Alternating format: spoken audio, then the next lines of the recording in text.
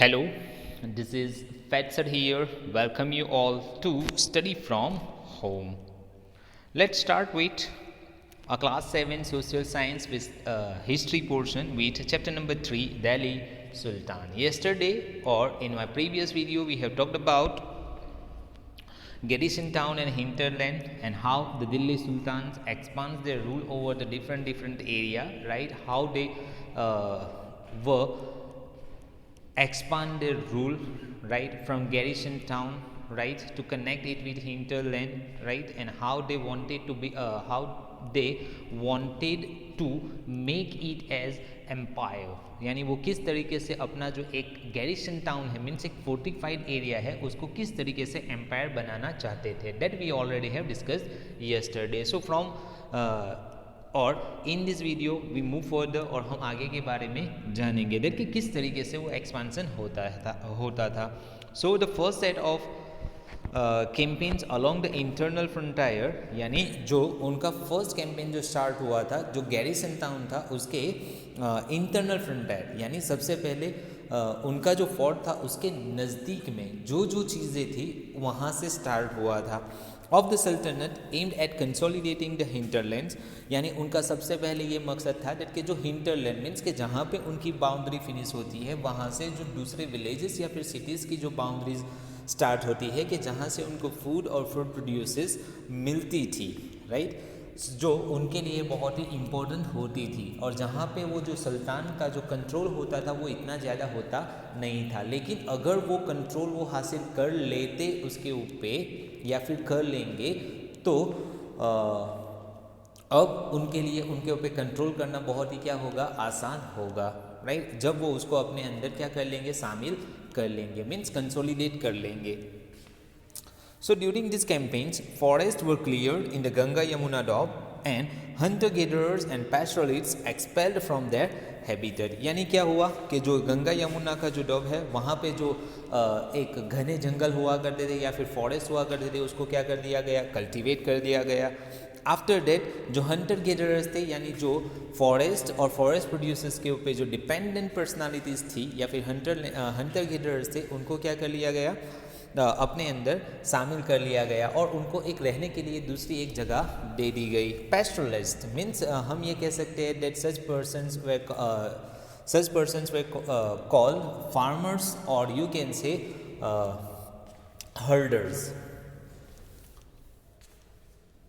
सो उनको भी रहने के लिए क्या कर दी गई, एक जगह दे दी गई.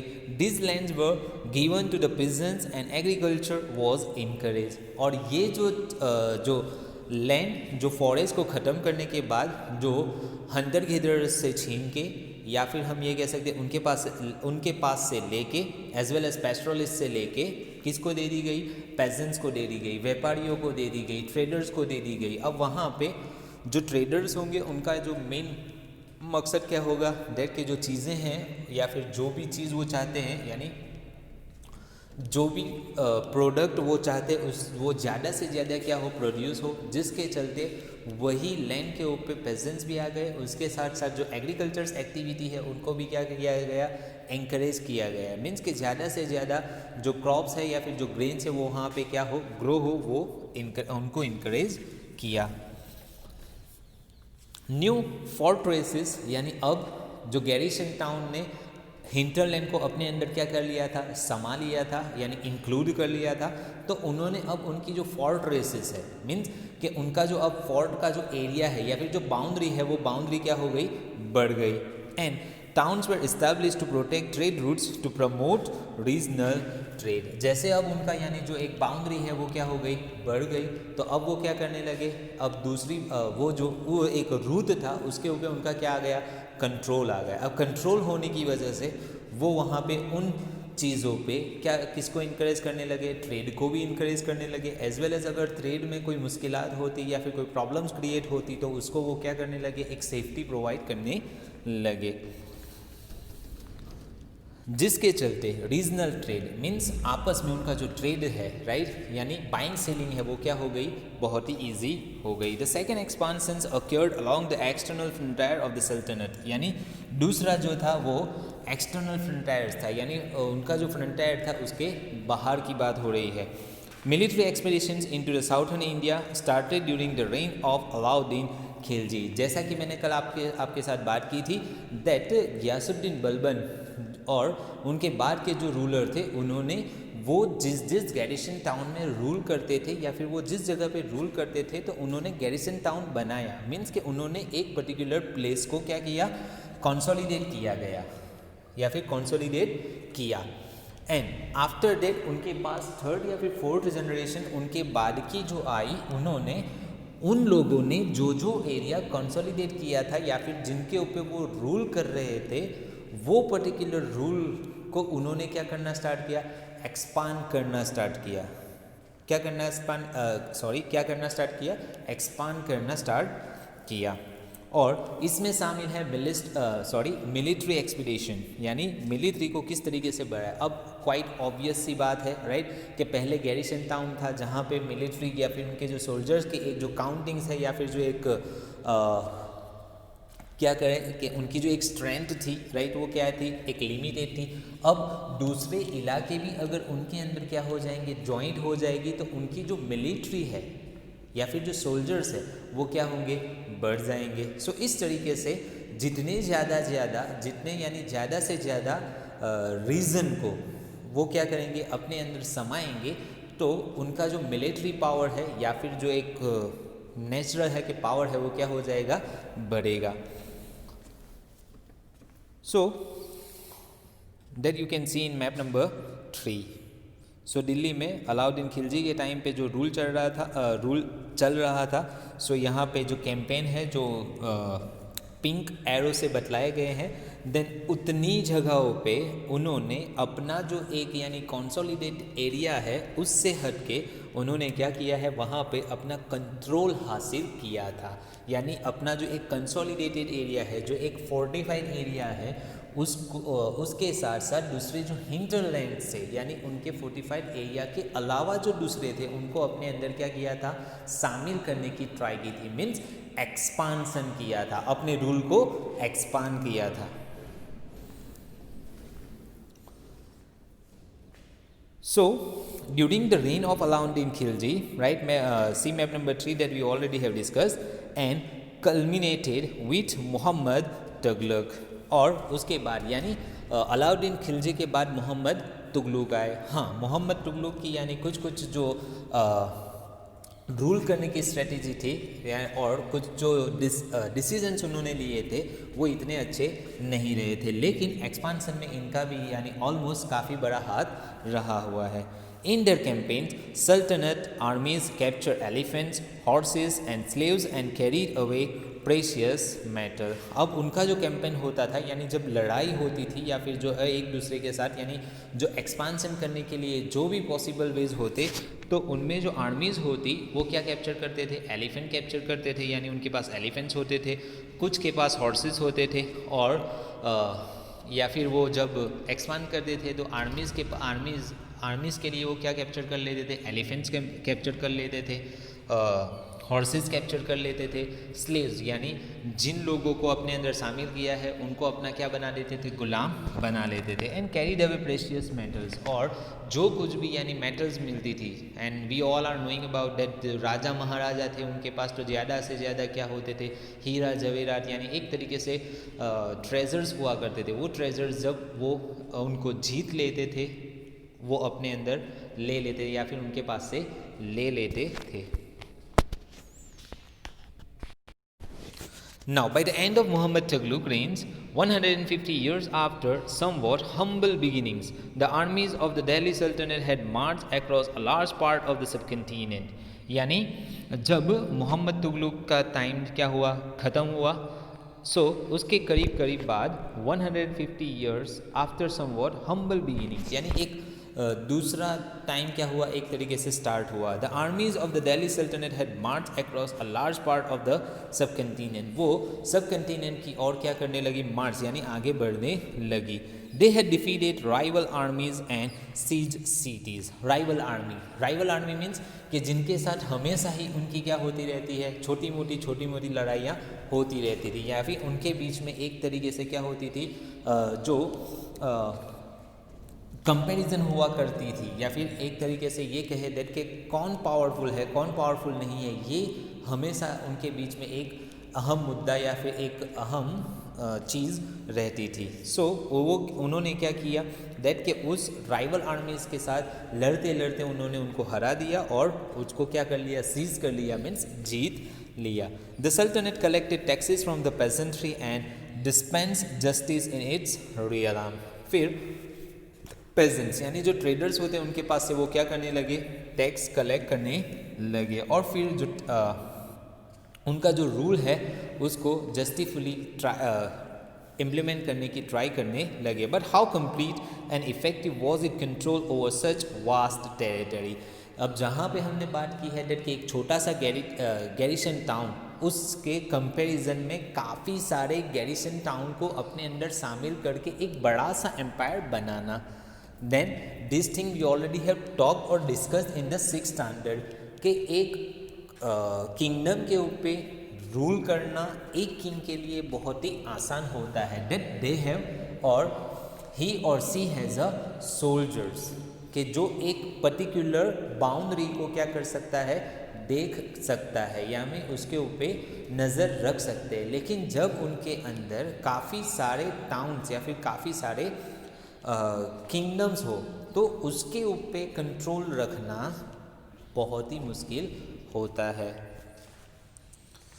Now here map number 3 allowed in Khilji's campaign into the South India. तो वो किस तरीके से आगे बढ़े थे वो यहाँ पे ईयर के साथ मेंशन किया हुआ है. सो आप देख सकते हो right.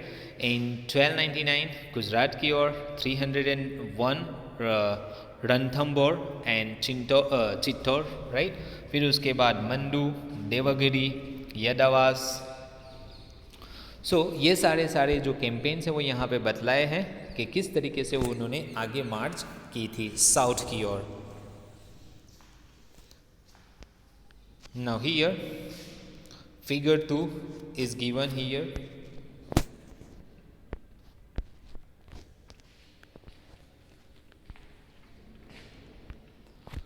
So figure 2, the picture we are seeing is right the Quwwatul Islam Mosque and minaret built during the last decade of the 12th century. यानी almost 1190 में ये जो कुव्वतुल इस्लाम जो बनी हुई है, जो हम यहाँ पे पिक्चर में देख सकते हैं.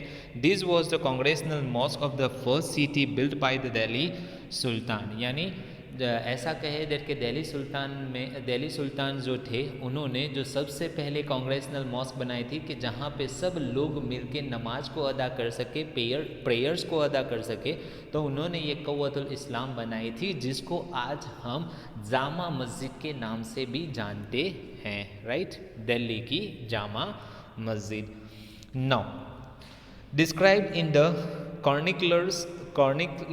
कॉर्निकलेस as Delhi Kuhna the old city. यानी इसको डिस्क्राइब किया गया है दिल्ली खूना means the old city. The mosque was enlarge by Iltutmish and Alauddin Khilji. यानी उसको एनलार्ज यानी पहले बनी हुई थी दिल्ली सुल्तान में सबसे पहले, फिर उनके बाद उनको क्या किया गया, एनलार्ज यानी उसका जो एक एरिया है उसको डेवलप किया गया. तो किसने किया था, इल्तुतमिश यानी अल्तमश बादशाह and Alauddin Khilji. The minar was build by the sultans. और उसका जो मीनार है वो दूसरे 2 सुल्तान ने बनाया था, जिसमें एक है कुतुबुद्दीन ऐबक एंड इल्तुतमिश. और मस्जिद के बारे में यहाँ पे एक ब्रीफ डिस्क्रिप्शन दी है राइट. द मस्जिद, व्हाट इज मस्जिद? The mosque is called a मस्जिद इन अरेबिक. जो मॉस्क है उसको अरेबिक में क्या कहते हैं, मस्जिद कहते हैं. Literally a place where a Muslim prostrates in reverence to Allah. यानी वहाँ पे जो अल्लाह को खुश करने के लिए मुस्लिम्स क्या करते हैं, इबादत करते हैं, प्रेयर्स करते हैं. इन अ कांग्रेसनल मॉस्क यानी मस्जिद जामी और Jama Masjid, Muslims read there prayers यानी वहाँ पे वो नमाज अदा करते हैं टुगेदर मिलके। Member of the congregation choose the most respected learn male as the leader, यानी वहाँ पे मस्जिद के इमाम के लिए एक बहुत ही क्वालिफाइड पर्सन को क्या किया जाता है, चूज़ किया जाता है, जो उनको क्या कर सके, नमाज पढ़ा सके एज वेल एज खुतबा दे सके। For the rituals of prayers, he also delivers the sermon, means khutbah, during the Friday prayers. Friday prayers के पहले जो खुतबा दिया जाता है उसकी बात हो रही है। During prayers, Muslims stand facing Mecca, means कि जब प्रेयर्स होती है तब हमारा मुंह किस तरफ होता है, यानी मुस्लिम्स का मुंह किस तरफ होता है, मक्का की ओर होता है। In India this is to the west, this is called the qibla, यानी इंडिया की बात करें तो वहाँ पे मक्का नहीं आया हुआ है, सो यहाँ पे यानी हम किस तरफ, यानी वेस्ट की ओर इशारा करके, यानी हमारा मुंह किस तरफ होता है, वेस्ट की ओर होता है और हम नमाज अदा करते हैं। Now here figure 3, right, Begampuri mosque, यानी ये जो मॉस्क जो पिक्चर्स आप देख सकते हो, right, it is Begumpuri mosque, and here, right, the whole picture is given of Jama Masjid.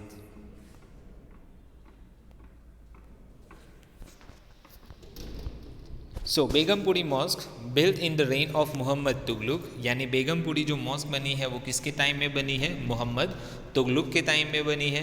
Was the main mosque of Jahanpanah, जो जहाँपना की मेन मॉस्क थी, the century of the world, his new capital in Delhi.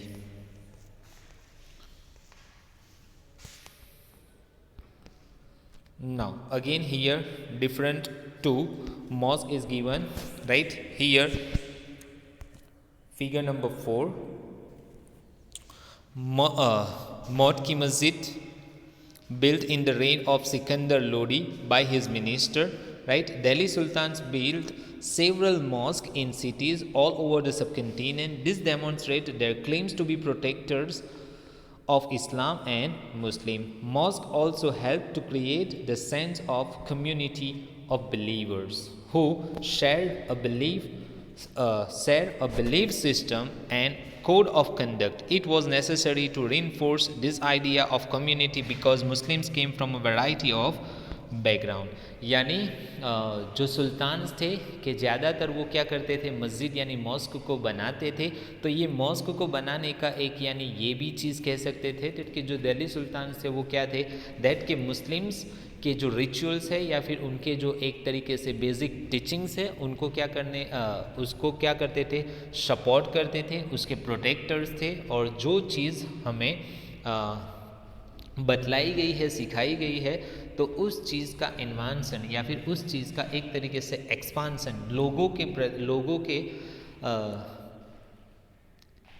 को ज़्यादा से ज़्यादा पता चले, उसके लिए ये चीज़ होती थी, मीन्स कंस्ट्रक्शंस ऑफ मॉस्क होती थी। Now in figure 5 mosque of Kamali built in late 1520s, right. Compare figures 2, 3, 4 and 5. What similarities and difference do you notice amongst the mosque? The mosque in figure 3, 4, 5 show an evolution of architectural traditions that culminates in Shah Jahan's mosque in Delhi. यानी ज़्यादा से ज़्यादा आप mask को देखोगे तो almost वो आपको सिमिलर ही लगती है, राइट, वेयर एल्स जो फर्स्ट है वो क्वाइट डिफरेंट दिखती है।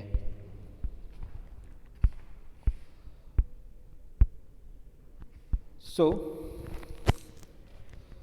that's all for today. In next we will discuss a closer look administration and consolidation under the Khiljis and Tughlaqs, right. Till then take care of yourself, right.